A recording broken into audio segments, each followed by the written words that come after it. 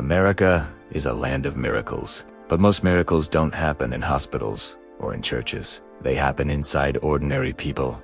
People who carry wounds the world never sees, and the strength the world never believes. This is the story of a man who had every single reason to give up, and yet he rose. In the cold, sprawling outskirts of Montana, a truck driver named Daniel Hayes lived a simple life.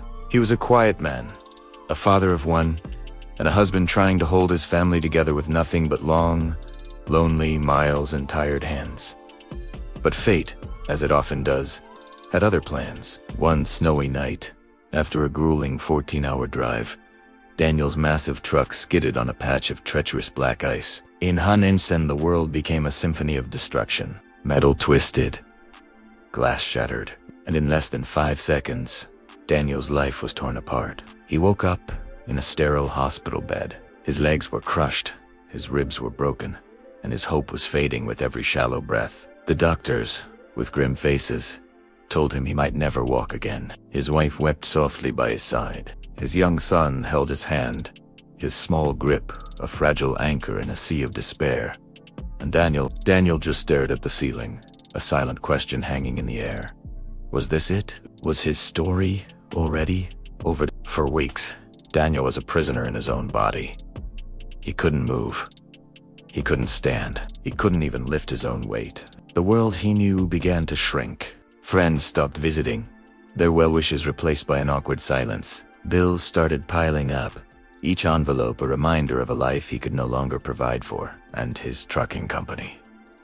They replaced him within days. He was just a number, a seat to be filled. One night, shrouded in the oppressive darkness of his hospital room, Daniel whispered into the void, "God, if there's still something left for me on this earth, please, show me." There was no clap of thunder, no blinding light, no cinematic miracle. There was only silence. But inside that profound silence, something small, something nearly forgotten, began to stir. It was the will to try, one painful, agonizing inch at a time. A month later, a new physical therapist walked into his room. Mr. Thompson was a Vietnam veteran who walked with a steel cane but carried an even stronger soul. He looked at Daniel, not with pity, but with a knowing gaze. "Son," he said, his voice raspy but firm, "doctors can measure bones, but they can't measure the heart. Let's see what yours can do." That one sentence, it hit Daniel like a spark in an abandoned room, igniting something that had long been dormant. The training began. It was brutal. Day 1, Daniel managed to lift his leg half an inch off the bed. The effort was monumental. Day 10, he could sit up on his own without collapsing. Day 30, he took his first wobbly, excruciating step with the aid of parallel bars, tears of pain and triumph streaming down his face. Every step felt like walking on fire. Every fall, and there were many, felt like a crushing defeat. But Mr. Thompson's words were a constant refrain.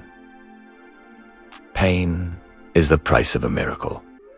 He wasn't just rebuilding Daniel's muscles, he was rebuilding his spirit. Months bled into one another. Daniel's journey was a slow, arduous crawl, from a wheelchair, 2 crutches, to a single cane. People around him whispered that he'd never truly walk again, that he should accept his new reality. But Daniel had stopped listening to the voices of doubt. He started listening to the fire burning inside him, the one Mr. Thompson had helped him find. Then the day came.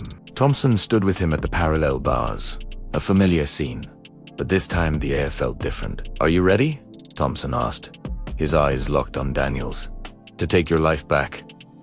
Daniel didn't need words. He nodded, a single, determined motion. He let go. He took one step, then another, and another. And suddenly, he was walking on his own, unaided, unbroken.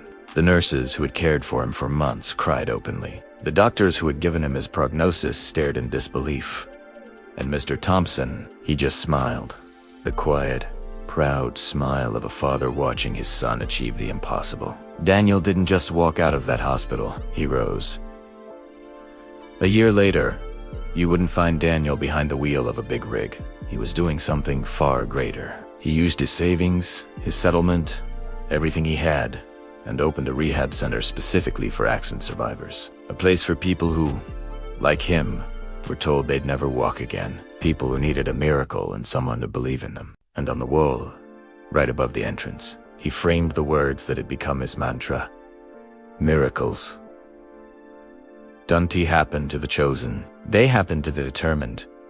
Daniel's story isn't really about broken bones. It's about the unbreakable spirit that lies within each of us. It is a testament to the fact that a miracle isn't when life makes something easy for you. A miracle is when you refuse to quit, even when everything hurts, even when the world tells you it's over. If Daniel Hayes, a truck driver from Montana with shattered legs, can rise from the wreckage of his life and build something new, then what's stopping you? Your miracle isn't out there somewhere, waiting to find you. It's inside you.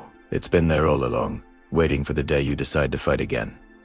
Thanks for watching. If this story moved you, please share it with someone who needs to hear it. Don't forget to like and subscribe for more stories that inspire.